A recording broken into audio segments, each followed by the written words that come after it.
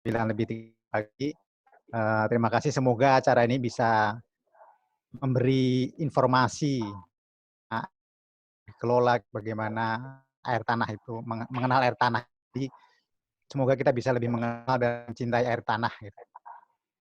Dan tadi ada sedikit koreksi Pak, saya jabatannya bukan lagi sebagai kepala subbidang karena saya sudah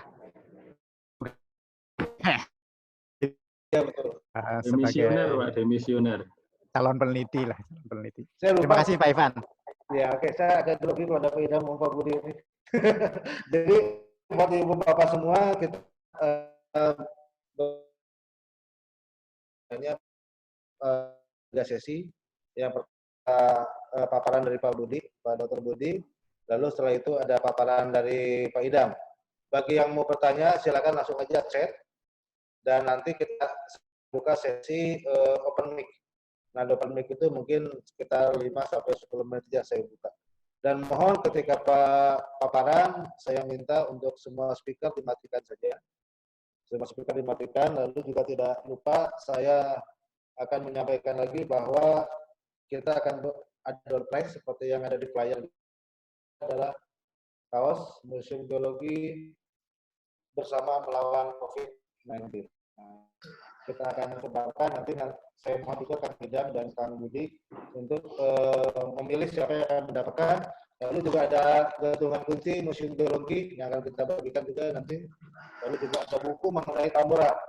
Buku mengenai Tambora nanti akan kita langsung kirim kepada peserta. Baik, untuk mempersingkat waktu, silakan Pak Budi Joko untuk menyampaikan paparannya dengan judul mengenal air tanah. Silakan Pak Budi. Baik, terima kasih Pak Ivan, ini apa namanya, kawan dulu sampai sekarang dan masa yang akan datang ya Kang Ivan. Biasanya sama-sama di DPR, sama-sama di ini ya Pak. Iya, ya betul Pak. Terima kasih atas waktunya. Ini waktu ini. Ya, silakan untuk 20 menit Pak, nanti langsung aja. Baik, saya kira 1 jam ya. Ya. Dan terima kasih Pak Budi. Siap. Untuk yang belum hadir ya nanti sertifikat nanti akan kami bagikan. Silakan menulis nama lengkap ke form yang ada di chat webinar ini. Mohon maaf Pak Budi. Silakan Pak Budi, dilanjut Pak Budi. Ya, terima kasih Pak. Tadi kalau nggak salah kita juga, saya sama Pak Idam juga disuruh ini ya, milih yang dapat door prize ya. Nanti yang dapat door prize pertanyaan yang paling lucu. Jangan yang serius-serius, kalau yang pertanyaan serius malah nggak dapat door prize, yang paling lucu dapat door prize. Nanti saya yang dapat Pak. Jangan serius-serius karena udah menjelang buka ini kayaknya udah pada haus dan sebagainya. Baik, saya langsung aja Pak Moderator izin share screen sendiri supaya lebih enak ya. Silakan Pak, silakan.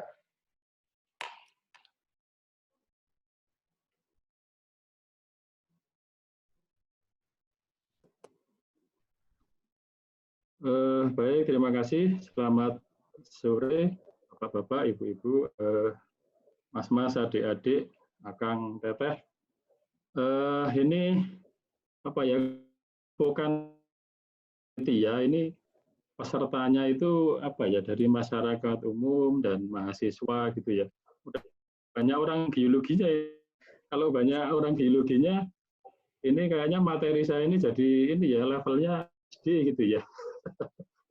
Jadi kemarin apa namanya, bayangan saya hanya akan memberikan materi terkait dengan hal-hal yang beredar, hal-hal yang terkait dengan air tanah yang beredar di masyarakat gitu. Jadi nanti supaya tahu ini hoax atau beneran gitu ya. Kan banyak. Jadi saya akan masuk ke masalah teknis. Pak Idam rasanya juga nggak akan masuk masalah teknis, Pak Idam ke pengelolaan, perizinan dan sebagainya. Saya ini aja apa lebih hal-hal yang setiap hari oleh masyarakat seperti itu. Baik.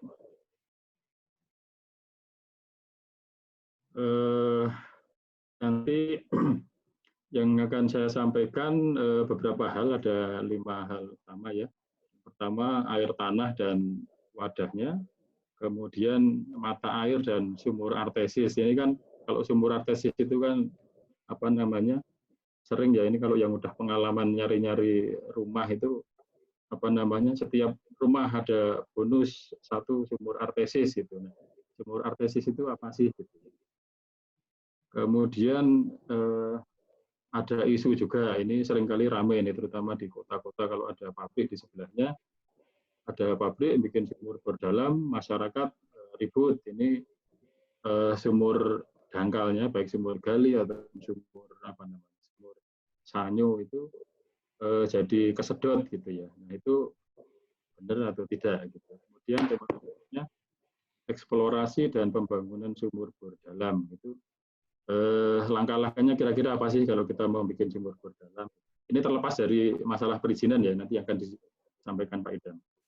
Kemudian yang terakhir, ini kalau nggak salah sekitar awal-awal tahun kemarin ya, ini di Bandung, bahwa Bandung itu apa namanya, penurunan tanahnya paling tinggi gitu ya, paling cepat bahkan di dunia yang terekam gitu, rata-rata sebenarnya yang terekam itu paling tinggi. Itu kira-kira gimana subsiden dengan pengambilan air tanah. Baik, yang pertama air tanah dan wadahnya. Ini apa namanya, siklus hidrogeologi. Jadi kalau yang Bapak Ibu atau adik-adik mas-mas yang apa namanya, yang punya background geologi, rasanya udah tahu ya bahwa air tanah itu apa namanya, mengikuti siklus hidrogeologi gitu. Jadi dari air laut, danau dan sebagainya ke udara, kemudian menguap menjadi awan, kemudian menjadi mendung, kemudian turun ke tanah, masuk ke tanah, itu ada yang sebagian menjadi air tanah. Nah, ini yang menarik itu di definisi air tanah gitu. Kalau secara regulasi saat ini yang ada undang-undang tentang yang terkait ya, baru tentang sumber daya air, itu air tanah adalah air yang terdapat di dalam lapisan tanah atau bawah tanah, di bawah permukaan atau di bawah air yang ada di bawah permukaan tanah itu air tanah. Ini by regulasi ya. Jadi kalau kita nyiram tanaman, begitu air itu masuk ke dalam tanah, air tanah. Itu by regulasi seperti itu. Nah, ini by teknis atau ilmiah sebenarnya tidak seperti bahwa tadi ada Pak Irwan juga, kalau nggak salah juga ada Pak Heru.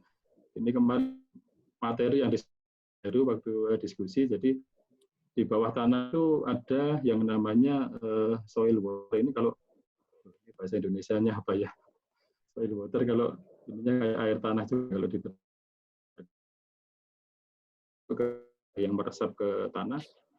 Kemudian di bawah itu ada istilahnya fadusun. Jadi dia itu belum jenuh air. Kemudian di bawah itu baru kita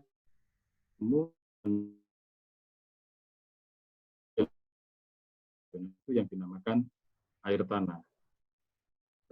Jadi selain itu, selain yang jenuh air, tadi di slide berikut sebelum saya sampaikan adalah air yang mengikuti siklus hidrogeologi. Gitu.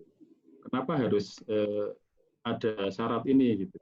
Jadi di bawah tanah ini kalau ada teman-teman yang bergerak di bidang migas ini kan barangkali tahu ya, ada namanya air ikutan gitu. Jadi informasinya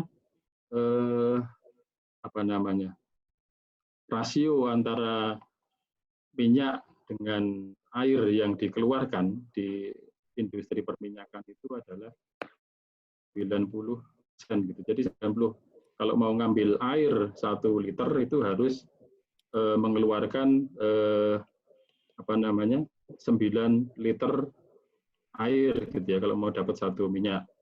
Di Indonesia katanya air di apa namanya, resminya itu sebenarnya air.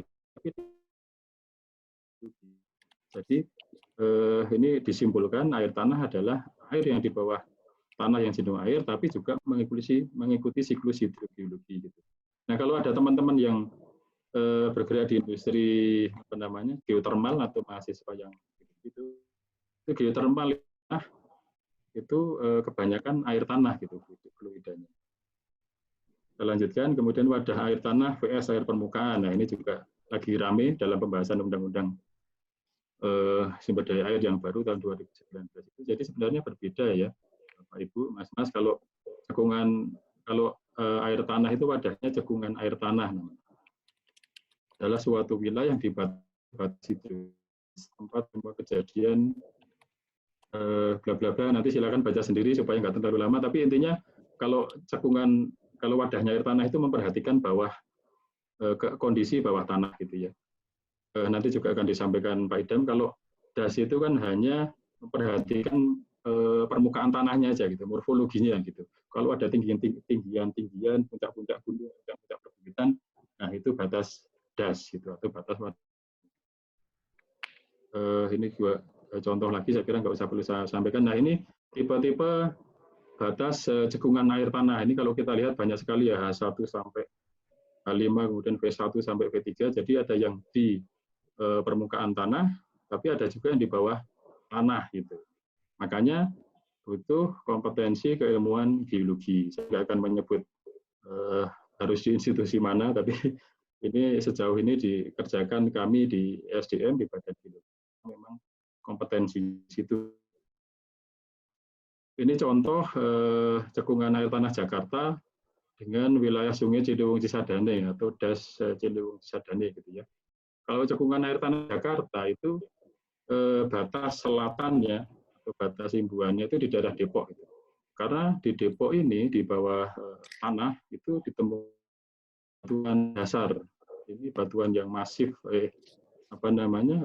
kedap air sehingga dia membatasi aliran tanah dari CAT Bogor ke Jakarta. Makanya ini dipisahkan gitu. Ada satu CAT Jakarta dan satu CAT Bogor. Ini kalau WS-nya atau DAS-nya itu sama, Ciliwung Cisadane.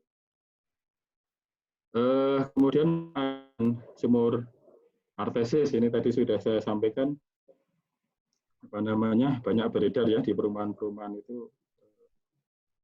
Bonus setiap rumah dikasih sumur artesis gitu. Sumur artesis itu apa sih? Mata air dulu. Saya kira nggak usah teknis-teknis. Jadi depression itu gampangannya agak kalau sungai-sungai kan biasanya itu rembesan air itu karena ada potongan morfologi yang memotong muka air tanah gitu sehingga muncul rembesan mata air gitu. Kemudian ada yang karena ada patahan sehingga airnya mengalir ke permukaan tanah. Kemudian ada kontak, jadi ketika ada akuifer atau batuan yang relatif banyak mengandung air, di bawahnya ada lapisan kedap, ini ketemu, kemudian muncul di permukaan karena dia tidak bisa lewat ke bawah lagi gitu ya. Ini fracture, kemudian indashing hole, ini biasanya di daerah Kars ini ya, kalau yang tahu daerah Gunung Kidul dan sebagainya itu banyak ditemukan seperti ini. Ini nanti bisa dilihat sendiri supaya nggak panjang. Tapi prinsipnya mata air adalah air tanah yang keluar di permukaan tanah secara alami. Kemudian ini ada yang suka membingungkan. Ini saya nggak tahu air sudah ada di sini enggak, tadi ada gitu. Kalau Heru Hendrayana, ahli air tanah dari UGM itu dianalogikan seperti bayi yang lahir itu ya. Jadi mata air itu bayi yang dilahirkan secara normal gitu. Nah, kalau kita membuat sumur bor, membuat sumur gali, itu bayi yang dilahirkan secara sesar. Jadi pada prinsipnya mata air itu juga air tanah. Gitu. Ini beberapa contoh mata air utama di Jawa Barat. Dulu ada mata air Cipondok Subang, ini yang menjadi air minum aqua itu semua dari sini, dari Cipondo ini kalau kita lihat ada vulkanik, kemudian ada morfologi yang kayak apa rintik, ini biasanya batuan-batuan keras. Kemudian mata air Cibulan Kuningan juga sama ya, ini ada gunung api, ada kerucut. Morfologi yang bentuknya tidak jelas ini biasanya batuan-batuan kedap air sehingga mata air keluar gitu. Kemudian ini di Jawa Tengah ada mata air Senjawa. Ini sama, ada bentukan gunung berapi, kemudian ada bentukan morfologi yang tidak teratur. Ini biasanya batuan kedap air sehingga air dari gunung berapi ini muncul ke permukaan. Ini ada juga di Klaten. Kalau Klaten ini nggak terlalu jauh, nggak terlalu dekat dengan batuan dasar atau batuan yang kedap air, karena tekuk lereng atau ada tahan. Ini banyak di sekitar. Kebetulan rumah saya di Klaten, jadi banyak sekali ditemukan mata air di sepanjang ini. Kemudian ini mata air di Jawa Timur, ada mata air Rembulan, Pasuruan, mirip-mirip dengan yang di Klaten tadi, bentukan gunung berapi, kemudian muncul air di tekuk lerengnya gitu ya. Kemudian ini mata air di Telanang di Malang ini, wah kalau ini apa namanya dikelilingi gunung api ya, itu 2, 3, 4. Tapi kalau kita lihat secara lebih dia bentukan morfologi tinggian yang kemungkinan batuan apa namanya yang keras atau kedap air gitu ya, sehingga air muncul. Nah ini yang sering muncul di istilah di kota-kota, ini sumur artesis. Sumur artesis itu apa? Ini yang lapisan biru ini adalah reservoir atau aquifer tertekan gitu ya. Jadi aquifer tertekan itu apa namanya memiliki tekanan yang tinggi karena dia ada lapisan penyekatnya yang abu-abu di atasnya. Ini bayangkan kalau kita punya ini daerah imbuhannya itu di mana namanya di Lembang. Kalau kita ngebor katakan di daerah mana ini ya ITB dan sebagainya mungkin belum keluar gitu. Tapi dia sudah tekanannya sudah tinggi gitu, melebihi 1 atmosfer karena dia mengikuti apa namanya elevasi dari daerah imbuhannya gitu. Nah, ketika semakin ke bawah lagi dia bisa keluar sendiri gitu. Nah, yang disebut artesis itu yang mana? Ini yang tidak keluar ini juga artesis tapi dia tidak positif gitu. Tapi yang sampai keluar seperti di gambar kanan ini sampai keluar sendiri di permukaan tanah ini adalah artesis yang positif. Jadi mungkin tidak salah ya itu iklan-iklan di apa namanya developer perumahan itu setiap rumah dikasih bonus sumur artesis, mungkin tidak salah. Ini contoh di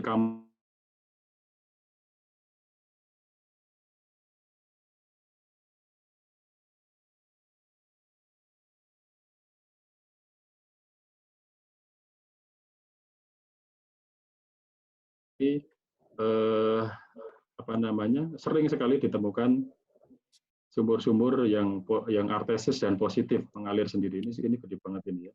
Ini kedalaman 100 meter. Jadi ini biasa ditemukan di daerah Gunung Merapi. Katanya dulu juga di Bandung ini juga positif, bahkan sampai 30-an meter gitu ya di sekitar mana namanya Lui Gajah gitu kalau nggak salah. Kemudian ini yang sering terjadi konflik di masyarakat gitu ya. Ada pabrik yang menjemur dalam, kemudian masyarakat sekelilingnya minta kompensasi atau apa karena sumur galinya turun gitu apa namanya atau menjadi semakin dalam atau lama-lama akan menjadi kering gitu. Kira-kira gimana sih gitu ya? Itu akan bisa terjadi ketika kontrol sumur bornya itu salah gitu ya. Nanti barangkali secara perizinan akan dijelaskan Pak Idam supaya tidak salah apa sih. Ini ilustrasi ya. Jadi ada sumur yang rumah tingkat ini punya sumur bor. Nah ini yang abu-abu ini saringannya gitu. Nah ini saringannya itu ngambil dari air aquifer bebas yang diambil oleh sumur gali masyarakat. Kondisi pertama nggak ada masalah karena mungkin pengambilannya belum banyak gitu ya. Nah ini kondisi berikutnya sumur bor mulai ngambil air yang cukup banyak, air tanah turun gitu. Selanjutnya, nah ini yang punya masyarakat pada bingung ini ya, nggak ada apa-apa kok sumur saya makin dalam gitu, atau saya pernah temukan di Madiun itu ada sumur gali itu di apa namanya disambung gitu di dalam sumur itu dikasih lagi sanyo atau bahkan waktu itu apa namanya mesin penyedot air yang di sawah-sawah itu yang alkon itu dimasukkan ke dalam sumur supaya dapat mengangkat air yang semakin dalam. Nah, kondisi seterusnya ini yang apa namanya gedung-gedung bertingkat ini mengambil sumur bor yang berlebihan gitu ya. Terus air sumur masyarakatnya menjadi kering. Nah, ini bisa terjadi ketika konstruksi sumur bornya tidak benar yang itu tadi. Saringan dari sumur bor dipasang dari aquifer dangkal dan aquifer tertekan dan tidak dikasih penyekat gitu. Nah, yang benar seperti apa gitu. Nah, yang benar seperti ini. Jadi ini ada gedung-gedung bertingkat komersial, ada punya sumur bor dalam, ini ada rumah masyarakat. Ini tidak boleh diambil ini ya, yang aquifer bebas yang diambil oleh kemudian di antara lubang bor dengan ini yang putih namanya pipa buta. Jadi pipa kalau masyarakat biasanya pakai ini ya, pakai pralon atau pipa besi, pipa konstruksi dengan lubang bornya itu dicor. Yang hitam-hitam ini dicor dengan semen gitu. Supaya air di aquifer bebas ini tidak ikut tersedot ketika mengambil air dari aquifer tertekan ini menyedot air gitu. Nah ini kalau kita lihat di sumur bornya kan saringan dipasang di sini yang kotak-kotak biru ini, kemudian di sekelilingnya ini dipasang kerikil ini yang hitam ini. Nah yang benar aturannya seperti air apa namanya komersil atau sumur bor dalam yang untuk perusahaan itu hanya boleh air dari aquifer tertekan kemudian dicor gitu ya sampai kedalaman ya di bawah lapisan penyekatnya gitu supaya air bebas, air dari aquifer bebas yang dipakai oleh masyarakat itu tidak apa namanya ikut tersedot gitu. Kemudian lanjut eksplorasi dan pembangunan sumur bor dalam. Ini kira-kira prosesnya seperti apa sih? Ini ada eksplorasi meliputi survei hidrogeologi, geofisika, kemudian mobilisasi alat dan drilling pembuatan alat ini dibor kecil dulu, kemudian di logging. Di logging itu apa ya mendeteksi kira-kira lapisannya seperti apa gitu. Setelah ketahuan ada aquifernya di rimming ini dibesarkan, kemudian dikonstruksi pemasangan pipa, development pumping test, pemasangan pompa, kemudian pembangunan sarana fisik dan itu terakhir ya. Nah ini ilustrasi kajian hidrogeologi. Biasanya kita mengamati batuan, morfologi, geologi. Kemudian kalau ada sumur-sumur existing itu juga lebih bagus sebagai referensi. Jadi kita tentukan kira-kira titik di mana paling apa namanya pengembangan dan well logging untuk mengetahui lapisan kan saringannya di mana gitu. Ini proses konstruksi dan pengembangan sumur. Ini ada pengisian gravel pack, well water jetting, kemudian apa namanya di sebul pakai kompresor, kemudian nah ini yang semen grouting tadi supaya air warga itu tidak kesedot gitu. Nah ini sumur bor yang sudah dibuat Badan Geologi dari tahun 2005 sampai 2019 itu ada sebanyak 2.854 titik di seluruh Indonesia. Ini yang ada di peta ini distribusi sumur bor yang kami bangun. Itu total ada 560. Nah, kalau menemukan bangun seperti ini ciri khas sumur bor yang diduduki gitu. Nah, kalau Bapak Ibu atau teman saya ada yang jalan kemana kemudian lihat ini, kalau ada masalah silakan laporkan ke kami. Nah, ini topik yang hangat di awal tahun atau tahun kemarin ya, tahun kemarin. Apakah pengambilan air tanah itu berasosiasi dengan subsiden? Ini contoh di California, Amerika. Di 85 meter ya. Ini ikan yang pakai di mana-mana ini. Bahkan kalau nggak salah Discovery Channel National Geographic ini masang foto ini juga gitu. Jadi kalau kita lihat tahun 1955 posisi tanahnya di sini, kemudian tahun 1977 sudah di berapa meter ini, kalau orang bule katakan 1,8 meter tingginya, berarti udah 3 meter lebih ini turunnya. Kita juga punya seperti ini, icon seperti ini. Nah, ini di Jakarta, di Tongkol, tepatnya di kantor Balai Konservasi Air Tanah. Balai ini apa namanya, di pusat air tanah juga. Kita bikin balai di sana. Alamatnya ini yang menjadi icon ini Pak Aris Munandar, ini senior di kantor kami, dia sudah pensiun.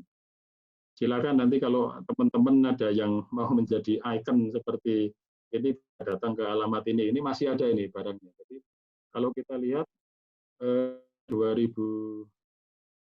tahun 90 itu di sini ya, jadi di sekitar kepalanya Pak Aris Munandar itu. Tahun 2010 udah di sini, jadi udah turun 2 meter, mungkin 2 meteran ya. Jadi udah ini sekali gitu.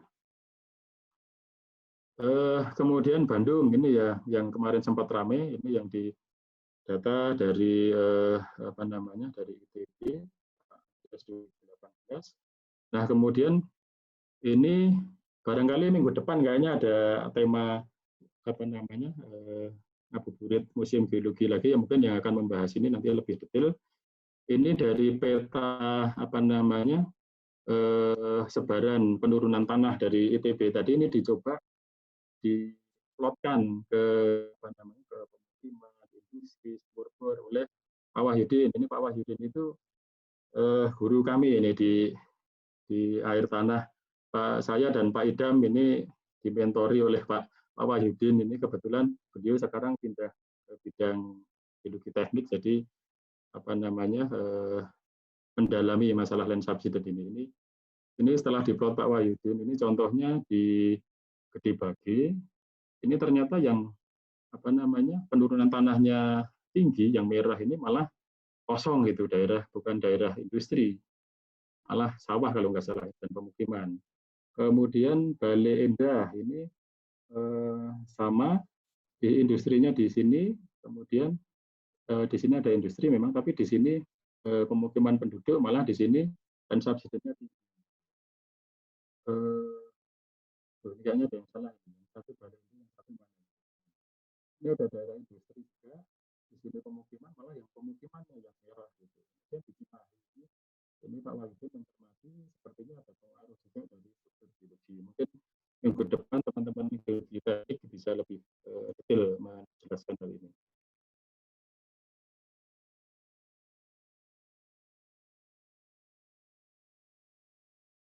Jadi sekali, Teteh, ini kami di Pusat Air Tanah Geologi Tata Lingkungan Badan Geologi sedang mengembangkan aplikasi ini.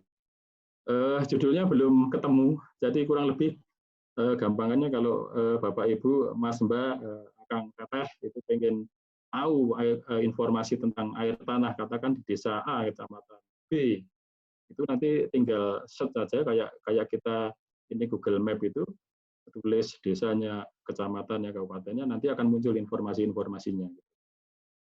Nah, ini kurang lebih alurnya seperti ini, input seperti Google Map itu, bisa nanti di slide berikutnya. Kemudian informasi sambil bisa tampilkan semua, bahkan nanti masyarakat atau pengguna aplikasi ini diberikan opsi untuk memberikan informasi. Misalnya nih, ada di desa Bapak Ibu, ada orang ngebor, muncul gas. Nah, itu bisa diinformasikan di sini, atau Bapak Ibu menginformasikan sumur saya sekarang semakin dalam ya, kedalamannya sekian, ini bisa diinformasikan juga melalui aplikasi ini. Jadi ini seperti Google Map, nanti input datanya itu bisa alamat, bisa kecamatan, kabupaten, kota, bisa klik, kemudian bisa juga memasukkan koordinat decimal degree seperti Google Map. Nah, nanti ketika memasukkan alamat itu akan muncul pop-up desanya gitu ya, kayak Google Map itu. Kemudian ada informasi kondisi hidrogeologi, kemudian konfigurasi aquifer, informasi kedalaman air tanah, kemudian kondisi air tanahnya seperti apa. Kondisi air tanah itu berdasarkan peta konservasi air tanah nanti akan disampaikan Pak Idam. Kemudian informasi potensi pengeboran, kedalamannya kira-kira berapa, ada potensi batuan keras, water loss, ambruk dan sebagainya atau tidak. Kemudian 7 itu info kualitas air, apakah potensi ketemu asin, payu, efek tinggi, kapur dan lain-lain, info penting lainnya. Yang terakhir ini ada yaitu tadi yang saya sampaikan, masyarakat bisa atau pengguna aplikasi bisa menyampaikan informasi yang ada di sekitarnya. Barangkali itu dulu Bapak Ibu, terima kasih. Sebelumnya aplikasi ini diharapkan awal tahun depan bisa kita launching gitu.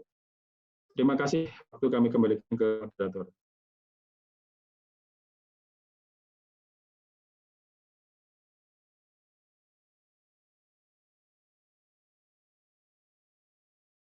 Terima kasih Pak Budi Joko, paparan yang cukup menarik saya pikir, dan saya melihat juga pertanyaannya di chat banyak, orang yang mengacungkan tangan juga ada. Saya nanti ada Pak Yuliono dan Pak Febrian. Nanti di akhir sesi silakan untuk open mic ya, Pak Yuliano dan Pak Febri. Lalu Pak Budi Joko, apakah bisa dijawab dulu Pak Budi Joko beberapa pertanyaan yang sudah masuk ke dalam chat? Yang pertama ini dari Kak Ayu, saya lihat dari QA dulu ya. Dia tempatnya di NTT, khususnya di daerah Bendungan, Ragnamo. Di sana tidak ada laut, sekelilingnya jauh sekali, namun ketika masyarakat memakai air dari sumur tersebut terasa asin. Kenapa? Terima kasih, Pak. Wah, ini harus disurvei dulu,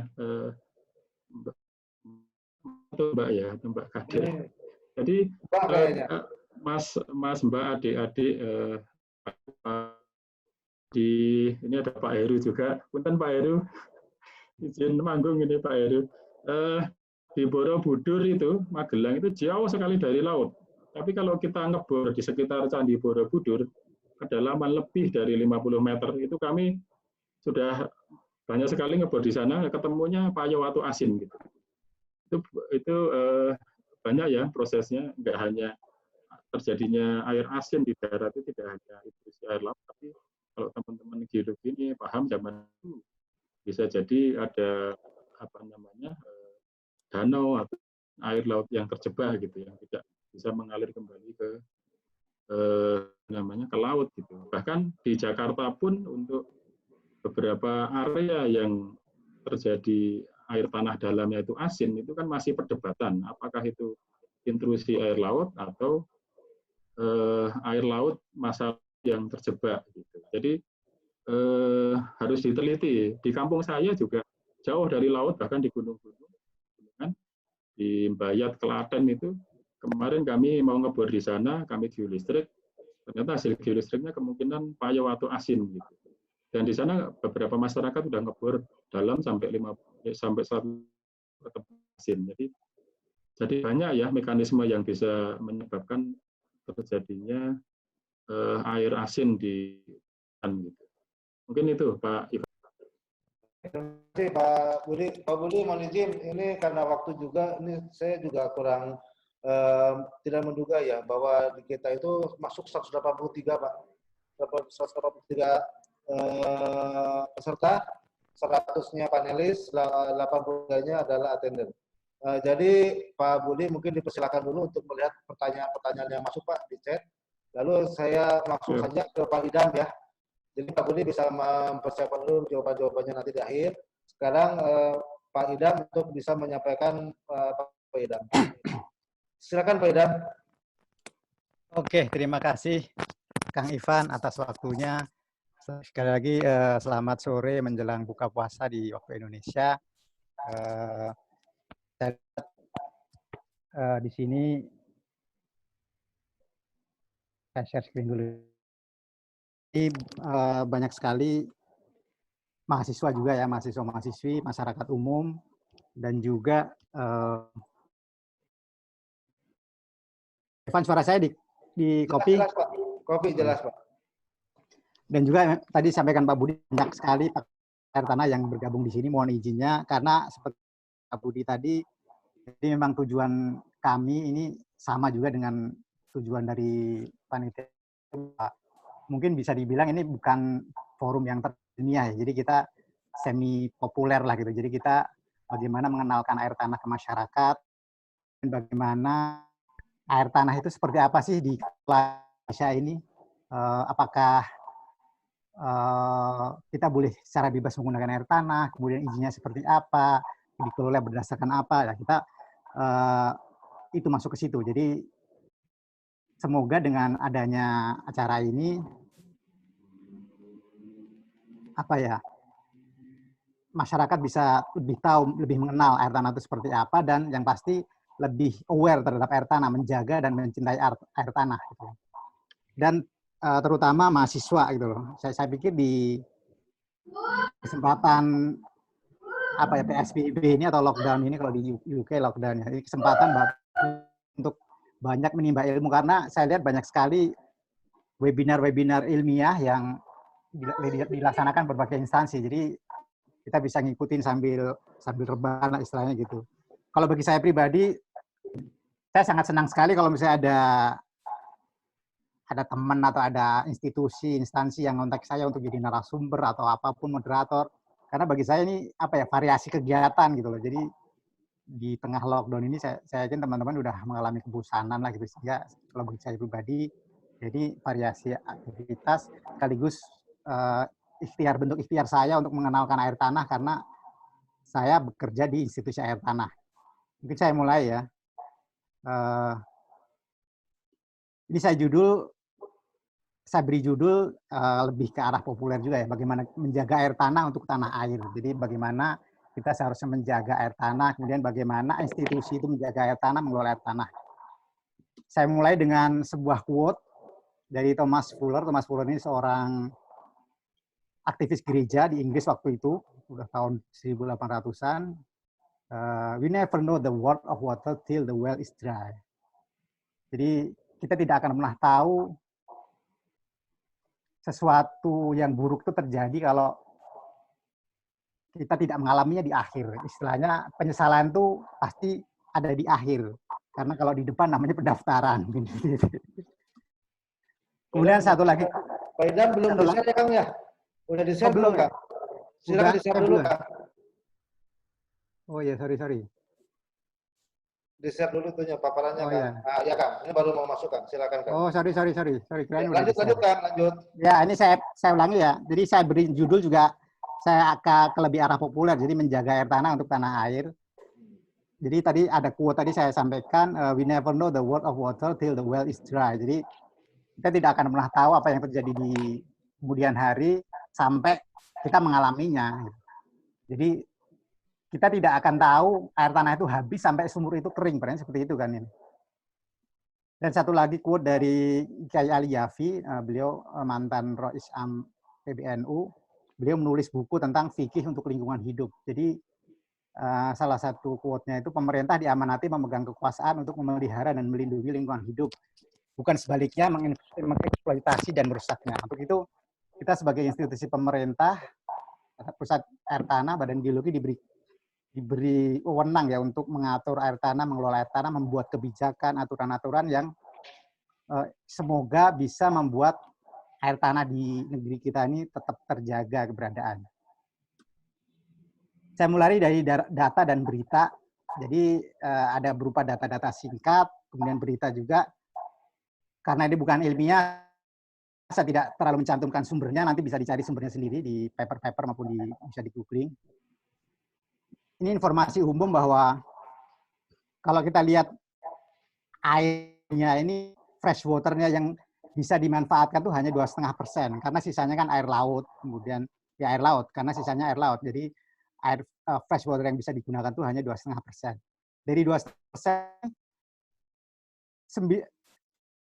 90% diantaranya itu adalah air tanah, karena yang siap digunakan tuh hanya air tanah dan air permukaan, yaitu ada di sungai-sungai, kemudian di danau, karena sisanya tidak bisa digunakan, yaitu berupa snow dan ice yang ada di kutub utara sana, kutub utara dan selatan, dan beberapa negara yang lain yang memang tidak bisa langsung digunakan. Jadi yang siap digunakan itu air tanah dan air permukaan yang ada di permukaan bumi, yang ada di sungai-sungai, danau. Sehingga kalau kita bicara persentase, fresh water yang bisa digunakan, yang siap digunakan itu ya mayoritas dari air tanah. Gitu. Bisa kita bayangkan pentingnya air tanah ini untuk masyarakat dunia, dan otomatis kita harus tetap menjaganya. Kemudian ini juga dari statistik dunia juga, bahwa air tanah itu merupakan sumber air utama dunia dalam pemenuhan kebutuhan air bersih, itu mencapai 60%. Jadi nanti bisa dicari referensinya juga, Bapak-bapak mahasiswa terutama. Kemudian ini saya ambil contoh beberapa negara, bagaimana penggunaan air tanah untuk masyarakat. Kita lihat ini yang di sebelah kiri ini ada di Inggris. Di Inggris ini, di sana itu disuplai semuanya air tanah masyarakat itu oleh negara. Airnya maksudnya, air penggunaan sehari-hari itu disuplai semua oleh negara. Karena kalau pengen mengusahakan sendiri, misalnya pengen ngebor sendiri, itu luar biasa sekali prosesnya, izinnya segala macam itu. Jadi PDAM di sana itu per kota punya PDAM juga seperti di Indonesia gitu. Itu banyak juga yang menggunakan air tanah. Ini seperti ini, ada yang 100% dari air tanah karena ketidakadaan air permukaan di wilayah-wilayah tersebut. Tapi banyak juga yang sama sekali tidak menggunakan air tanah. Jadi semuanya sama juga di Indonesia seperti itu. Saya ada beberapa data, tapi tidak lengkap ya, PDAM di Indonesia itu bagaimana sih proporsinya air tanah dan air permukaan. Kemudian bagaimana layanan PDAM ini bisa melayani masyarakat. Kalau kita lihat Jakarta itu, PDAM-nya itu baru bisa mengcover kebutuhan masyarakat Jakarta itu sekitar 60%. Jadi bayangan sisanya dari mana? Akhirnya mereka kan mengusahakan sendiri kan. Dan pasti kalau usaha sendiri masyarakat ya pasti ngebor. Mereka nggak mungkin ngambil dari sungai yang kualitasnya kita tahu sendiri kan. Kemudian ini Mexico City ini luar biasa karena ketidakadaan air permukaan atau sedikit sekali, 95% air untuk masyarakat itu dari air tanah. Kalau Amerika sendiri sekitar 40%. Kemudian ini untuk irigasi ya. Saya baca di sebuah tulisan di shiga.org, air tanah itu memasok 40% untuk kebutuhan irigasi dunia. Jadi cukup tinggi juga. Di Indonesia juga sama seperti itu gitu loh. Banyak sekali sentra-sentra pertanian yang jauh dari sistem irigasi. Akhirnya mereka ngebor sendiri dan itu banyak gitu loh. Dan mungkin kalau secara izin mungkin kita bisa bilang itu tidak berizin. Dan akhirnya apa? Karena efek kerusakannya pun sama dengan misalnya industri ngebor dengan pertanian ngebor, kalau dia posisinya sama, kedalamannya sama, debit yang diambil sama, ya efek kerusakannya atau efek yang dihasilkannya pun akan sama kan. Dan di India lebih banyak lagi untuk pertanian karena hampir 50% dari itu dari air tanah. Jadi kalau dari sebuah paper itu sekitar 20 juta sumur air tanah di India itu untuk irigasi pertanian. Kemudian ini di Indonesia, kita masuk di Indonesia. Ini data statistik dari BPS. Yang sebelah kiri ini ada ini bagaimana sumber air untuk kebutuhan masyarakat. Ini untuk rumah tangga ya, ini untuk rumah tangga. Di sini ada air tanah, AMDK, mata air dan sebagainya. Tapi untuk AMDK ini kan jadi statistiknya tidak bicara air tanah atau air permukaan, tapi dari sumbernya. Karena AMDK pun, air minum dalam kemasan pun itu sebagian besar dari air tanah. Sehingga ketika kita bongkar statistiknya, air tanah ini untuk rumah tangga itu ya sekitar 70%-an di Indonesia ini untuk masyarakat. Karena untuk industri tidak ada data khusus ya dari BPS ya. Karena memang BPS surveinya hanya rumah tangga gitu. Tapi kita yakini untuk industri itu sama banyaknya gitu. Bahkan jauh lebih tinggi dibandingkan rumah tangga, ketergantungan industri akan air tanah. Itu bisa lebih dari 70%. Nah apa? PDAM untuk coverage untuk masyarakat aja belum 100%. Bagaimana PDAM bisa mensuplai air untuk industri. Dan lagi banyak industri itu yang memang menginginkan air itu dalam bentuk air, istilahnya air premium, seperti perusahaan tekstil itu benar-benar harus air yang bagus, dan itu hanya bisa didapatkan dari air tanah.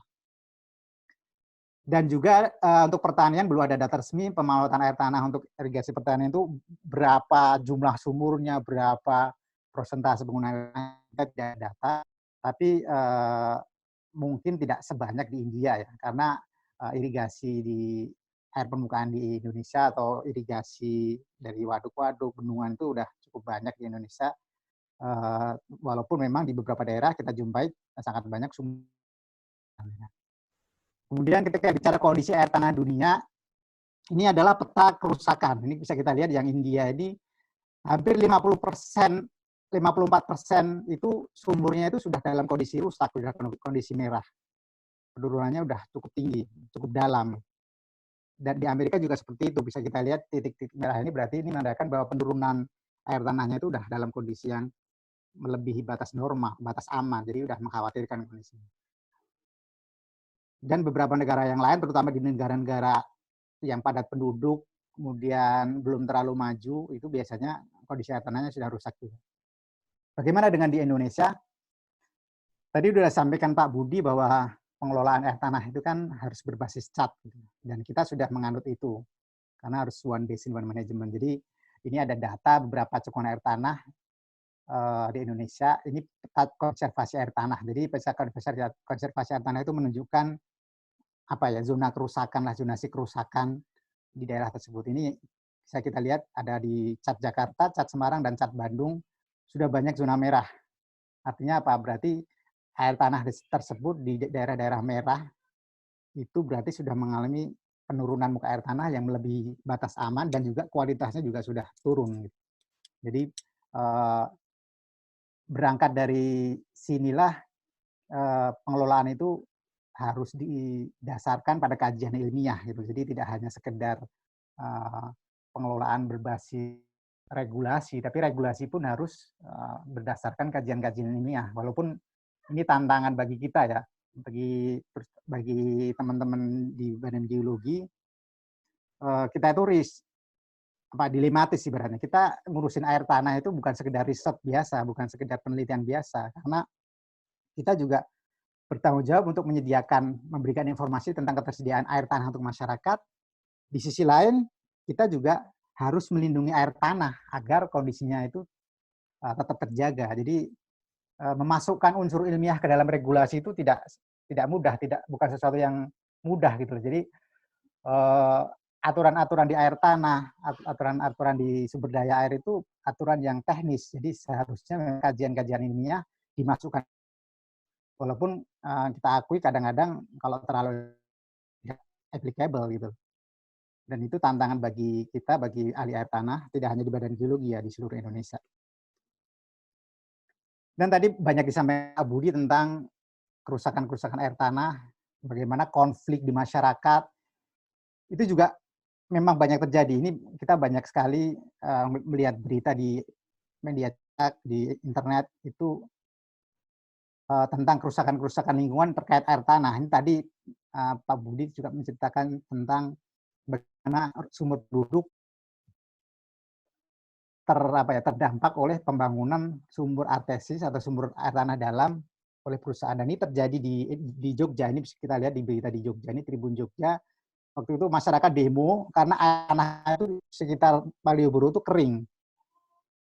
Demo nggak salah sampai ini di pasir karena tidak ada air di sumurnya. Ini mungkin memang konstruksi yang dipakai oleh sumur dalam oleh industri ataupun hotel tersebut tidak terlalu benar gitu. Makanya ini pakar-pakar air tanah memang dibutuhkan di sini, ahli air tanah. Jadi kalau bagi mahasiswa sebenarnya mungkin air tanah ini bukan sesuatu yang populer ya di ilmu geologi ya. Tapi saya harap mahasiswa bisa membantu lah gitu, membantu bagaimana air tanah ini dikenalkan ke masyarakat, kemudian membantu dinas-dinas RJN di provinsi, karena mereka sangat kekurangan sekali ahli-ahli. Bahkan hanya untuk mengerjakan tupoksinya aja mereka tidak ada ahli air tanah, tidak ada orang geologi, yang akhirnya pengelolaan air tanah di daerah ya tidak berjalan dengan baik. Dan juga tadi disampaikan Pak Budi, ancaman penurunan muka tanah di Semarang, ada di Jogja, walaupun memang di sebagian daerah belum tentu penurunan tanah atau land subsidence itu disebabkan oleh pengambilan air tanah. Kemudian intrusi air laut, ini satu contoh berita, air laut sudah sampai Monas, walaupun ini saya tidak akan cerita ini informasinya benar atau tidak ya, tapi informasi ini ada gitu bahwa kerusakan lingkungan itu sudah terjadi. Seperti air laut ini, intrusi ini sampai di Monas, mungkin ini agak kurang pas ya, karena mungkin terjadi intrusi laut tapi belum sampai Monas, karena air yang ada di Monas yang asing itu berdasarkan analisis teman-teman BKAT itu bukan dari air laut, tapi memang kondisi air alaminya sudah asin. Dan ini menarik juga saya sampaikan bahwa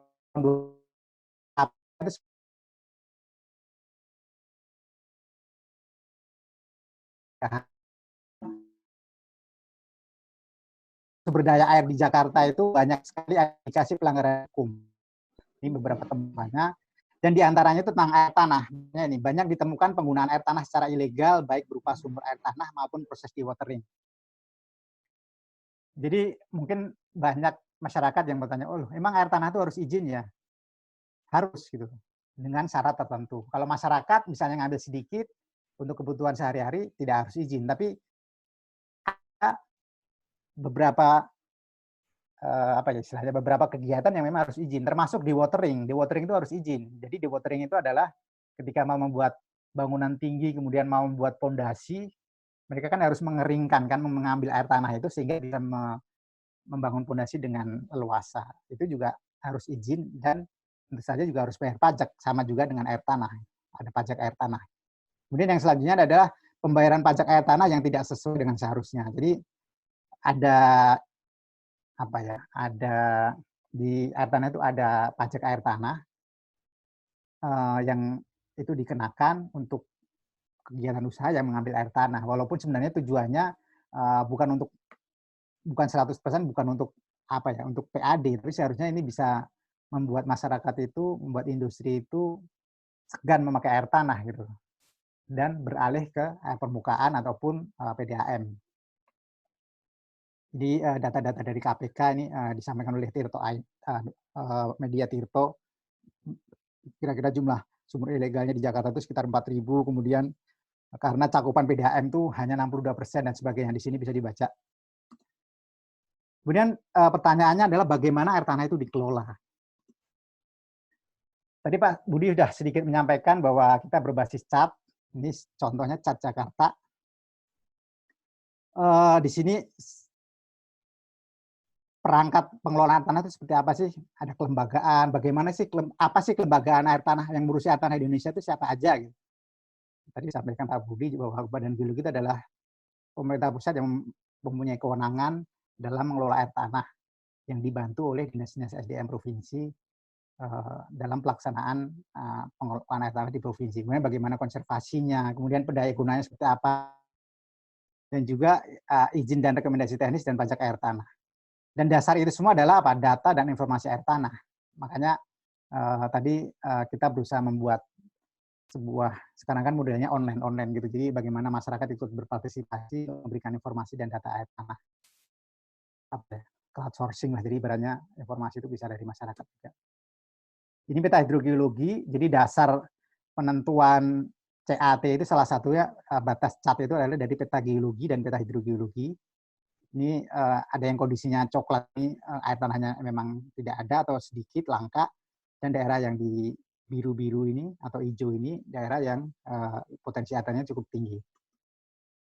Kemudian kita sudah menetapkan cakupan air tanah ada 421 cekungan air tanah.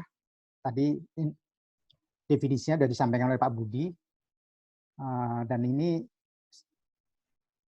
dari Papua sampai Aceh, walaupun banyak daerah yang memang air tanahnya itu kecil atau tidak ada di Sulawesi ini, artinya juga banyak daerah yang memang tidak ada air tanahnya. Ini udah dibahas Pak Budi bagaimana air tanah itu mempunyai karakteristik sendiri, yaitu di bawah permukaan, sehingga memang di sini adalah kompetensi atau kapasitasnya orang-orang geologi gitu loh. Jadi ini juga mungkin menjadi dasar kenapa air tanah ini kok di Badan Geologi, kenapa tidak gabung ke sumber daya air di misalnya di Kementerian PUPR. Karena memang rezimnya itu rezim bawah permukaan, beda dengan DAS rezimnya rezim permukaan. Dan ketika tadi ada cat yang sudah ditetapkan, tidak berhenti sampai di situ pengelolaannya. Jadi cat yang sudah ditetapkan, batas-batasnya seperti apa, ini batas-batas di Jakarta, tadi udah ada batas vertikalnya seperti apa, batas horizontalnya seperti apa. Kemudian kita juga harus melakukan survei-survei kajian yang tidak bisa berhenti, tidak akan berhenti. Jadi mungkin diawali dari konfigurasi aquifer dan potensi air tanah.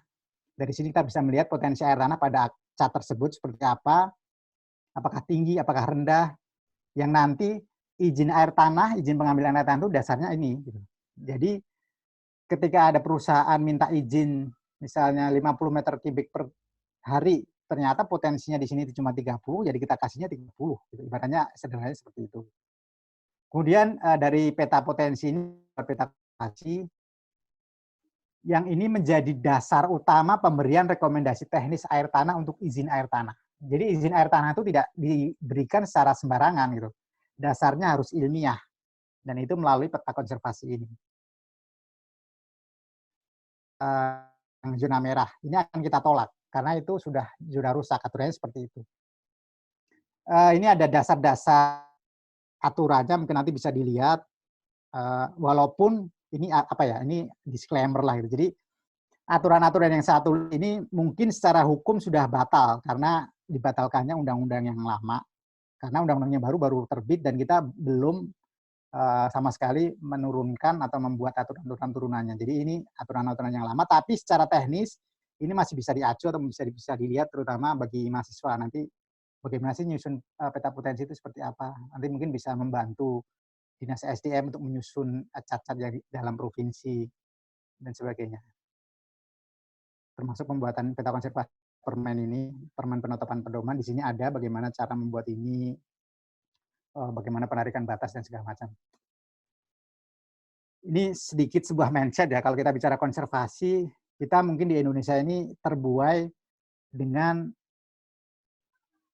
anugerah Tuhan yang memberikan kita itu curah hujan yang sangat tinggi gitu. Kita berada di daerah tropis, curah hujan tinggi, sehingga kita tidak aware terhadap biasanya terlalu boros air, kemudian pola hidup kita juga tidak berbasis hemat air.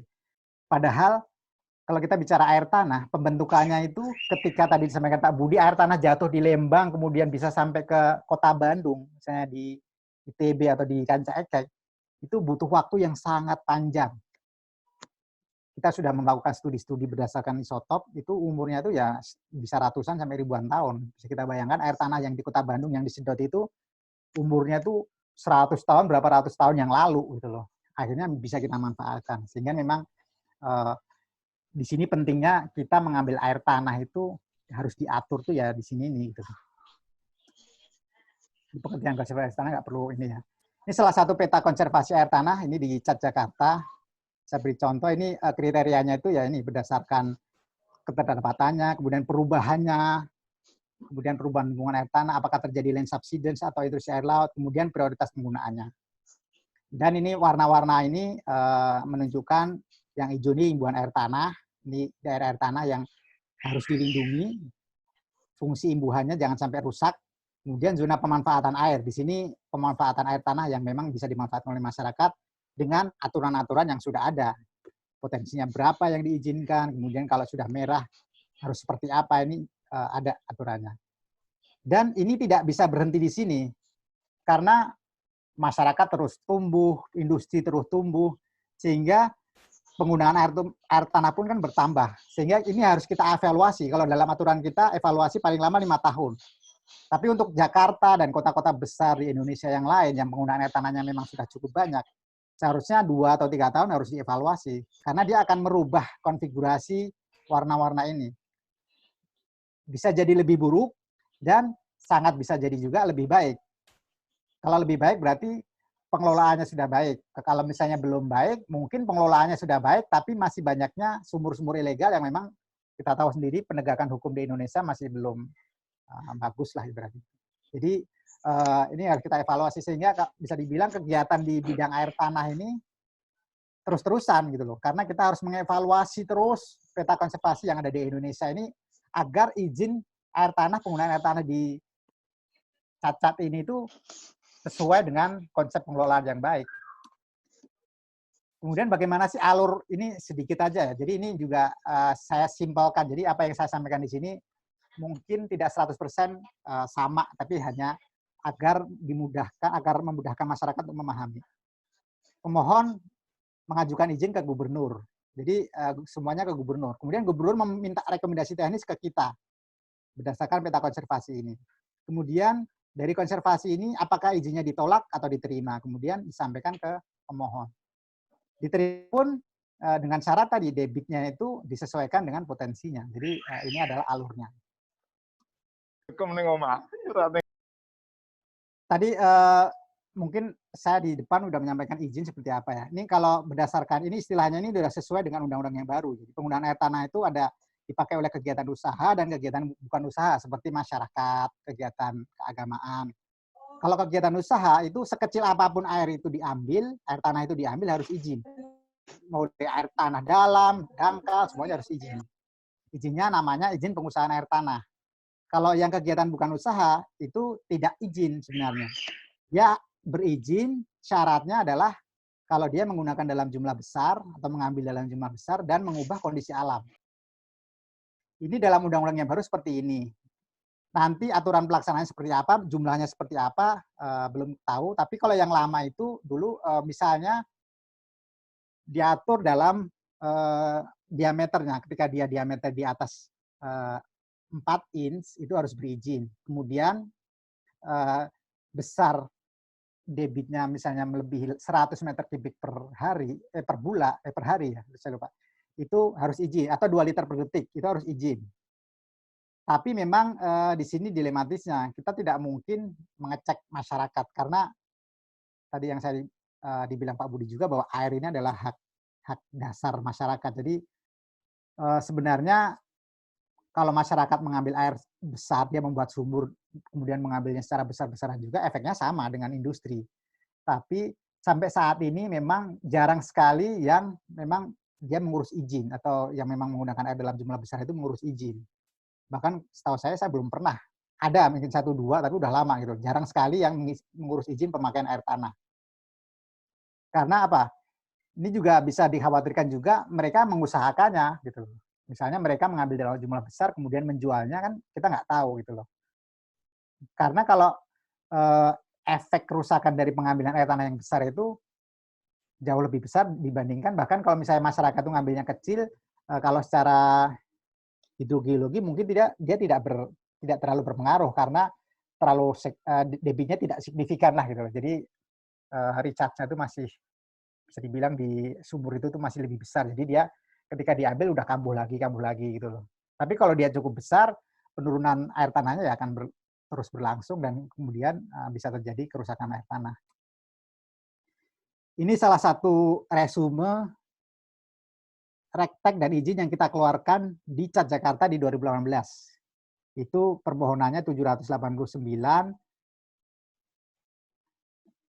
ada yang baru, ada yang perpanjangan, kemudian ada yang kita tolak, 78 berkas.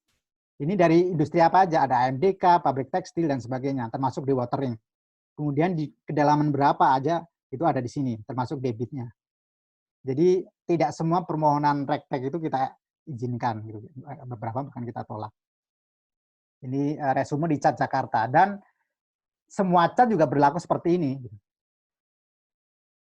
Jadi bisa kita bayangkan kalau kita tidak mengurusinya dengan baik, air tanahnya bakal rusak. Dan ini tantangan juga karena tidak semua cat itu menjadi kewenangan pusat, cat provinsi itu menjadi kewenangan provinsi yang tekniknya dikeluarkan oleh Dinas ESDM sebagai dinas teknis yang mengelola air tanah. Ini juga sebuah tantangan karena tidak semua dinas ESDM itu mempunyai kapasitas yang cukup baik untuk membuat kajian-kajian seperti ini. Karena setahu saya hanya di Pulau Jawa aja yang cukup bagus yang bisa menjalankan aturan yang sudah kita bikin pedomannya dan kemudian dijalankan. Jadi ini tantangan dan sekaligus peluang bagi mahasiswa terutama yang di luar Jawa ya. Tadi saya lihat ada yang dari Makassar itu bisa membantu dinas SDM. Bahkan kita pernah membuat kegiatan di PAG, tapi bukan konservasi, waktu itu konfigurasi, kemudian kita pihak ketiga kan, kita jarang sekali menjumpai perusahaan yang mempunyai kualifikasi yang mumpuni. Artinya apa? Di sini peluang bagi lulusan geologi, terutama yang tertarik dengan air tanah, untuk mari kita jaga air tanah. Dan sekaligus kita bekerja di bidang air tanah, membuat konsultan atau sebagainya. Dan saya yakin peluang pekerjaan di depan itu di tahun-tahun mendatang sangat luar biasa terkait air tanah, terkait lingkungan. Kemudian ini sekilas saja tentang peraturan air tanah apa sih yang sekarang ada gitu. Karena terus terang dalam 5 tahun terakhir ini air tanah ini atau sumber daya air ini dalam kondisi galau ya, istilahnya gonjang-ganjing lah gitu. Waktu itu sempat ada Undang-Undang 23, kewenangan perizinan beralih dari kabupaten kota ke provinsi itu sudah suatu tantangan tersendiri. Kemudian Undang-Undang 7 2004 dibatalkan oleh MK, itu tantangan sendiri, dan akhirnya undang-undang yang baru diterbitkan kemarin akhir tahun 2019 setelah satu periode DPR 5 tahun itu baru menerbitkan undang-undang sumber daya air yang menurut saya itu undang-undang yang salah satu undang-undang yang paling penting di Indonesia kalau menurut saya gitu loh. Karena saya orang air gitu. Jadi seharusnya ini menjadi prioritas, tapi ternyata waktu itu juga sempat vakum lama, akhirnya dikebut di beberapa bulan terakhir yang kita tahu hasilnya tidak memuaskan bagi orang-orang geologi, orang-orang air tanah. Nanti akan saya sedikit singgung. Kalau kita bicara sejarah, ini ada mulai dari Hindia Belanda, kemerdekaan, setelah kemerdekaan, ini saya ringkas saja. Sebenarnya kita sudah mulai, Indonesia itu sudah punya sejarah panjang, jadi pengelolaan air tanah itu sudah berumur cukup panjang, bahkan dibandingkan banyak negara maju di dunia. Jadi dari tahun 1871 itu air tanah itu sudah diatur. Gitu. Jadi bisa kita bayangkan, dan jadi contohnya, di tahun 1873 itu setelah berdirinya Dinas Penyelidik Bumi, kegiatan pengeboran artesis hanya boleh dilaksanakan oleh Menteri Pertambangan. Jadi dari tahun 1800-an memang air tanah itu menjadi kewenangan sektor SDM, sektor pertambangan dari waktu itu gitu loh. Jadi memang sudah ditempatkan memang pada porsinya itu.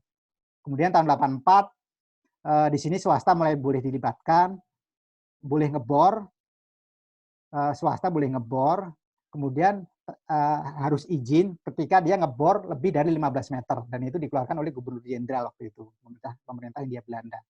Kemudian pada tahun 1924 sebenarnya sudah ada istilah konsultasi atau mungkin sekarang dikenal dengan rekomendasi ya. Jadi izin yang tadi itu dikeluarkan oleh provinsi setelah dikonsultasikan dengan Biro Pertambangan. Artinya sebenarnya seharusnya dengan sejarah panjang ini pengelolaan air tanah itu semakin maju ya, tapi mungkin kalau negara lain mengejar, lari, kita mungkin jalannya terlalu santai, bahkan beberapa kali kita itu harus maju mundur, dan kondisinya ya mungkin belum sebaik negara-negara yang lain, negara-negara maju terutama.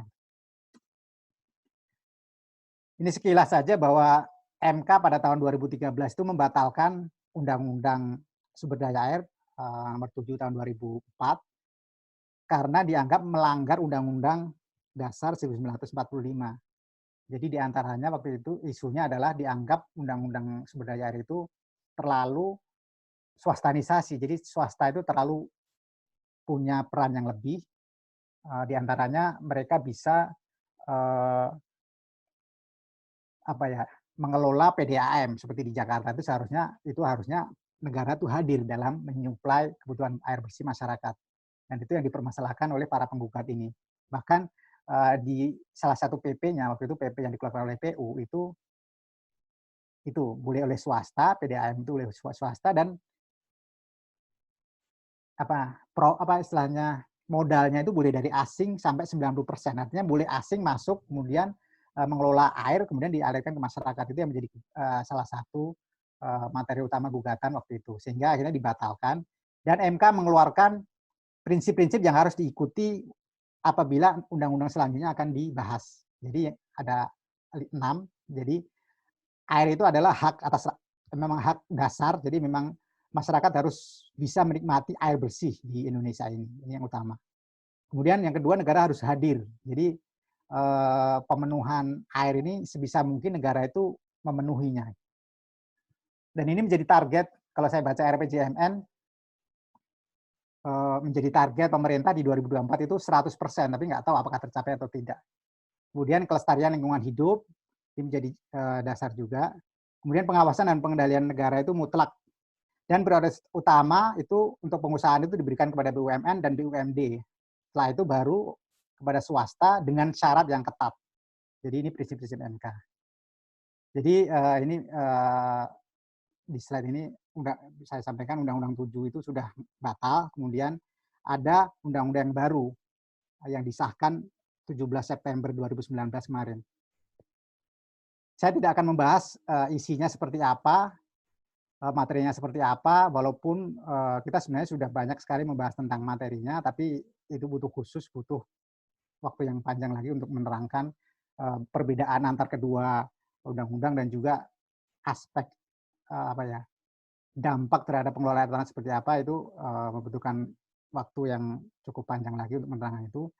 Dan saya ada ini mungkin buat mahasiswa geologi ataupun masyarakat, mungkin ini yang perlu dikaji ya. Mungkin nanti ini PR lah buat para mahasiswa, nanti bisa disampaikan ke Badan Geologi. Jadi ada pertanyaan, apakah Undang-Undang SDA yang baru ini sudah memuat prinsip pengelolaan air tanah yang ideal atau belum? Nanti bisa dilihat Undang-Undang yang baru. Kemudian apakah materi-materi yang terkait air tanah dalam Undang-Undang SDA ini sudah sesuai dengan kaidah ilmu geologi atau hidrogeologi atau belum? Ini PR bagi mahasiswa atau mahasiswa yang ikut di acara ini. Mungkin singkatnya seperti itu, Kang If. Nanti bisa kita lanjutkan di forum diskusi. Waktu saya kembalikan ke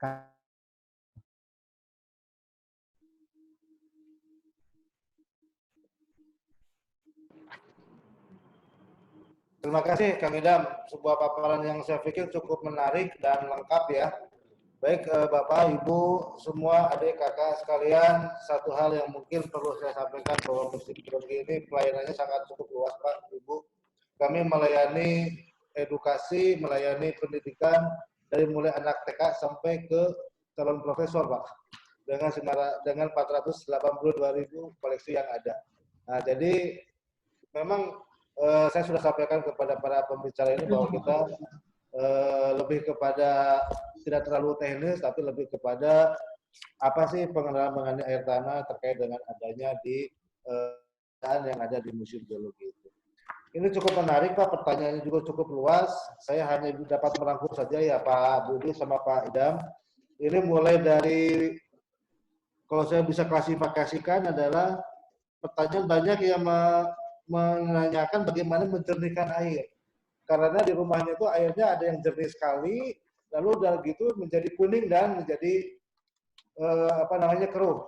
Nah, itu bagaimana sih untuk menjernihkannya? Lalu juga ada pertanyaan yang banyak juga yang menanyakan bahwa kalau di luar negeri air ini bisa langsung diminum. Kenapa di Indonesia nggak bisa langsung diminum? Oke, lalu ini yang cukup terkait dengan kondisi saat ini ya dari Pak Ahmad.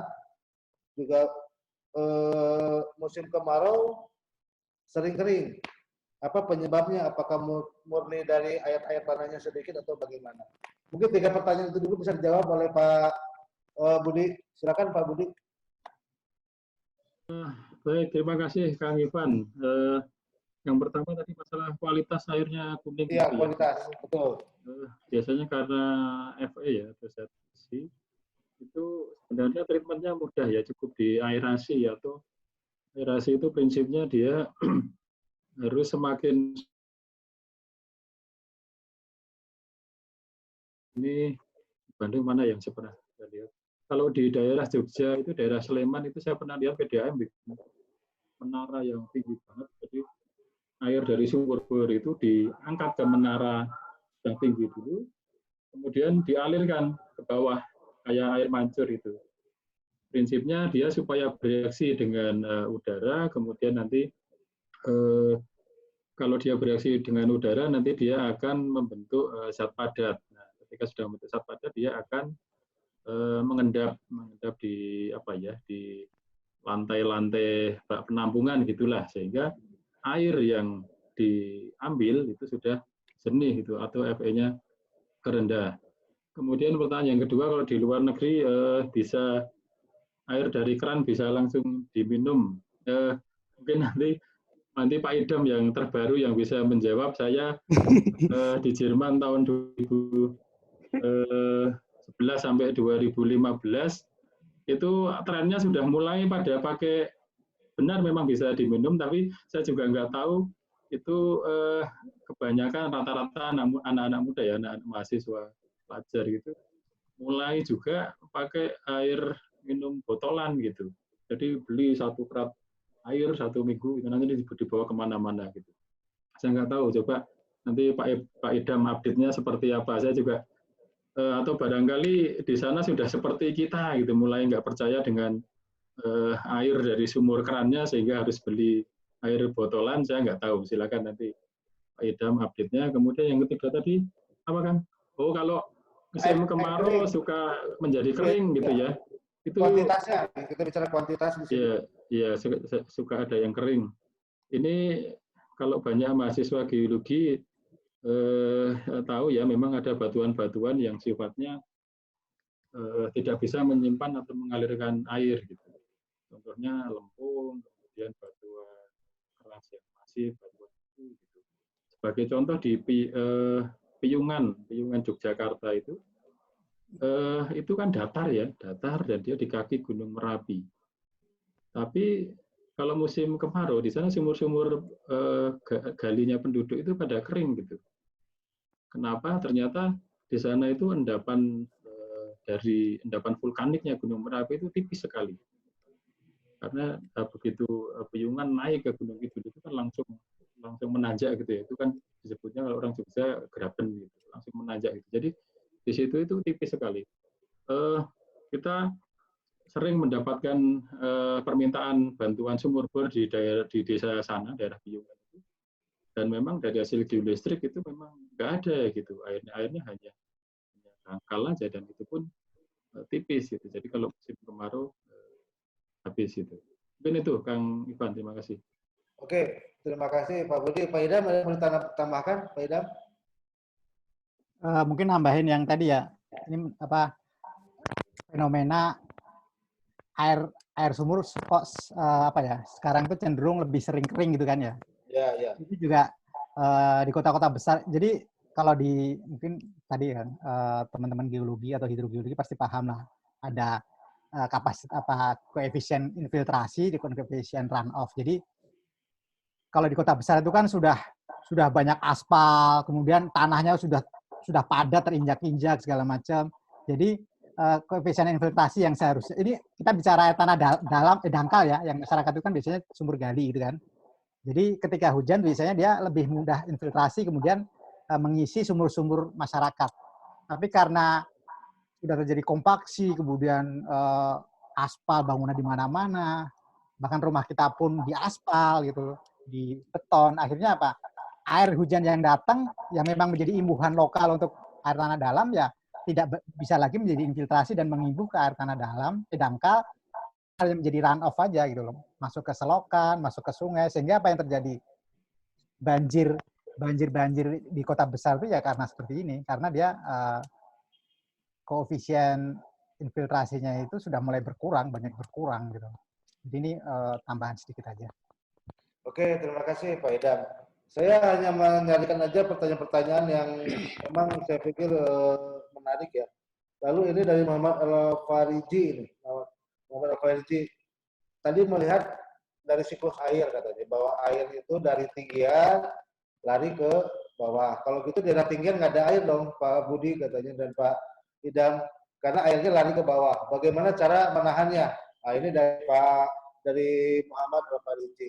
Ini yang lebih menarik lagi dari Tiani Lestari, Pak. Daerah Cikadut lokasi pemakaman COVID-19. Daerah Cikadut ya. Nah, apakah dalam jangka waktu berapa tahun ada pengaruh terhadap air tanah? Nah, ini juga Ada apa? ada pengaruhnya terhadap air tanah. Di Oh, daerah Cikadut itu, daerah pemakaman COVID-19 itu katanya. Mempengaruhi nggak dengan kualitas air tanah di bawah? Lalu dari Hans, ini 3 pertanyaan. Sekarang banyak dengan adanya pandemi COVID ini, semua orang melakukan penyemprotan desinfektan dan rajin cuci sabun. Rajin cuci tangan dengan sabun. Apakah mempengaruhi air tanah nggak itu? Dari si disinfektan itu. Mungkin dilihatnya dari kayak di Jakarta atau di jalan-jalan banyak disemprot dengan apa namanya mobil pemadam kebakaran, disemprot dengan desinfektan, lalu juga mungkin intensitas dari cuci tangan penduduk yang ada di bumi ini juga semakin banyak ya. Nah itu bagaimana pengaruhnya terhadap air tanah? Ini 3 pertanyaan itu dulu Pak. Silakan Kang Budi dan Kang Idam.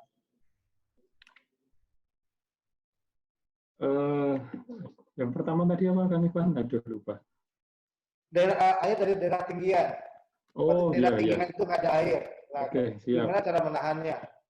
Siap. Jadi Pak Budi punya metode baru ini menahan air. itu sudah ini sudah kodrat ilahi itu ya Pak Ivan ya, air itu mengalir dari atas ke bawah gitu.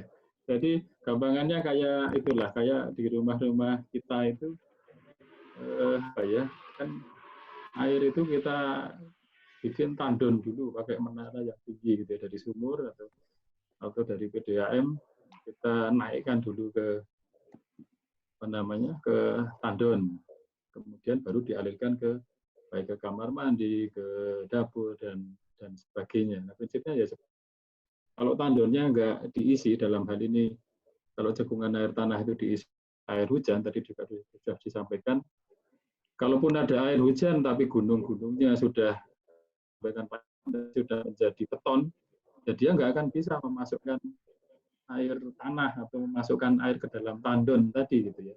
Jadi ini prinsipnya keseimbangan. Jadi daerah himbuannya dijaga, daerah gunungnya dijaga supaya hujannya itu bisa meresap ke dalam tanah. Di daerah lepasannya juga harus dijaga supaya nggak terlalu banyak pengambilan air tanah gitu, sehingga air tanah itu. Kemudian yang kedua Cikadut tadi, kok saya lihat di pertanyaannya nggak ada kaitannya dengan COVID ya Pak Ivan. Ini Pak Ivan ini ngarang ini. Terkait dengan COVID kayaknya sudah banyak ya beredar di media, kayaknya nggak ada apa-apanya lah. Katanya setelah mati kan virus COVID itu ikut mati dengan induk dari tubuh manusia yang meninggal tadi ya. Kemudian desinfektan ini kebetulan ada Bu Festi ini, kalau nggak salah di desinfektan itu ahli di lab air kami, itu kebanyakan dominan bahan bakunya itu alkohol.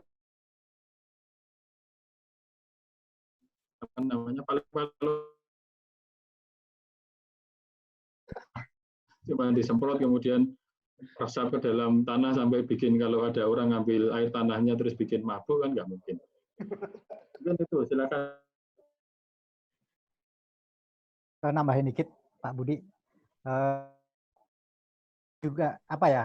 Sebenarnya isu-isu ini belum terlalu banyak diperhatikan atau dikembangkan, bahkan oleh kita, oleh PAG itu belum terlalu kita teliti lah gitu terkait kualitas air tanah, terutama di air tanah masyarakat, air tanah dangkal gitu.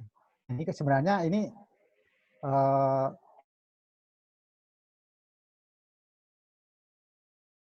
kualitas air tanah dangkal atau yang digunakan oleh masyarakat itu cenderung sudah semakin buruk karena banyaknya apa ya, tambahan imbuhan atau recharge yang dihasilkan oleh masyarakat seperti limbah pabrik, limbah manusia.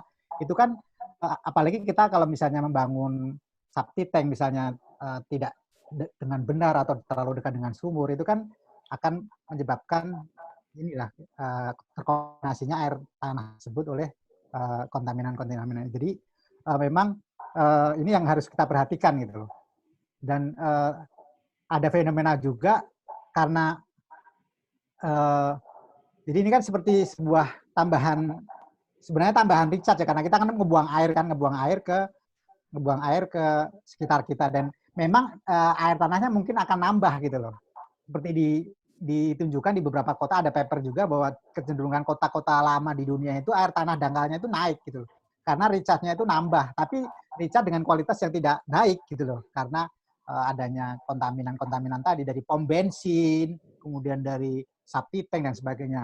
Mungkin perlu, tadi menarik juga kalau misalnya mau ada paper pengaruh kuburan terhadap air tanah dangkal masyarakat misalnya gitu kan, siapa tahu itu ada pengaruhnya terhadap air tanah dangkal itu kan, itu paper buat mahasiswa skripsi itu pun bisa juga gitu. Mungkin itu kalau misalnya tinggian ya memang itu kodrat ilahi, bahwa memang seperti di peta-peta kita itu kan tinggian itu kan biasanya batuan tersier, kemudian memang tidak bagus untuk air tanah, tidak bisa menyimpan dan mengalirkan, akhirnya air tanah langka gitu. Sehingga itu tantangan bagi pemerintah untuk menyediakan yang dialirkan kayak gitu kan. Tapi memang tidak semua daerah juga air yang cukup. Dan mungkin itu.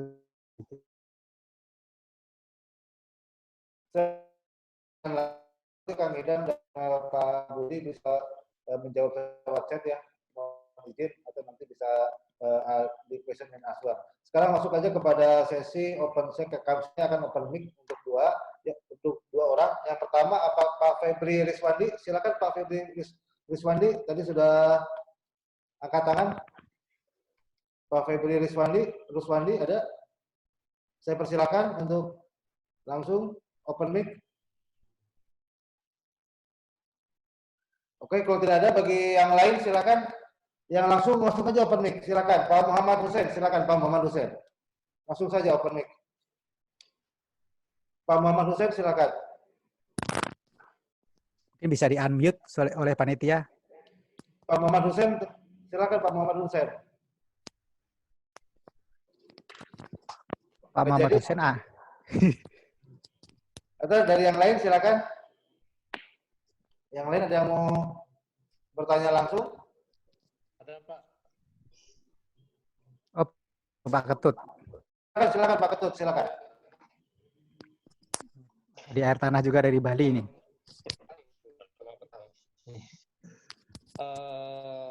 Terima kasih Pak Ipan sebagai moderator. Salam buat Pak Idam sama Pak Budi. Pertanyaannya sebenarnya terkait dengan air tanah saat ini sudah banyak berlangsung pengambilan air tanah hasil. Dalam hal ini untuk bahan baku proses terutama pada kawasan dengan litologi yang memang sebagian besar gamping, sehingga kalaupun mereka mengambil air tanah, memang air tanah yang didapat adalah tanah yang payau atau asin. Nah, secara teknis, apa pengambilan air seperti ini memang dimungkinkan, sehingga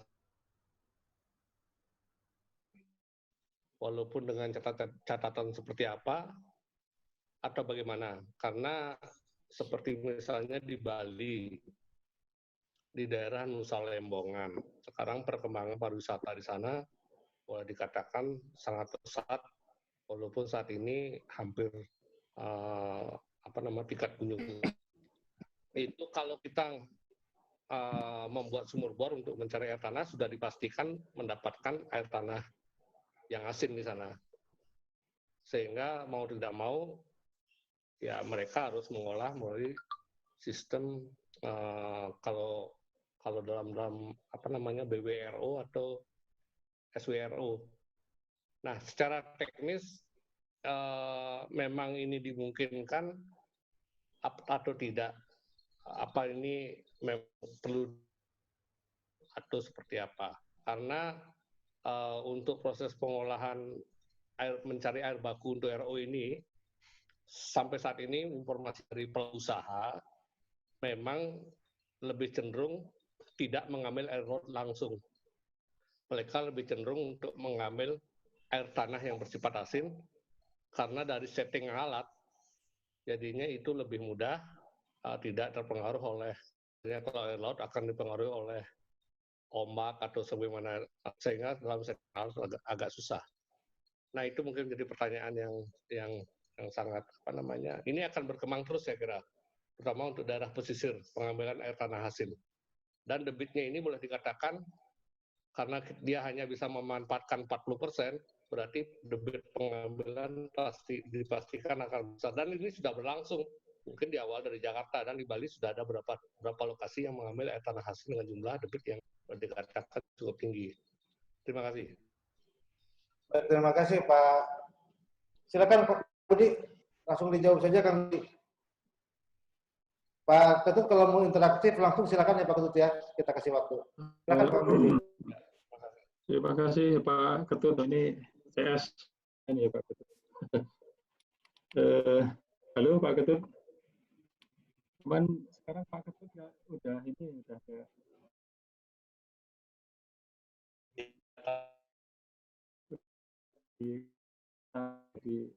beliau.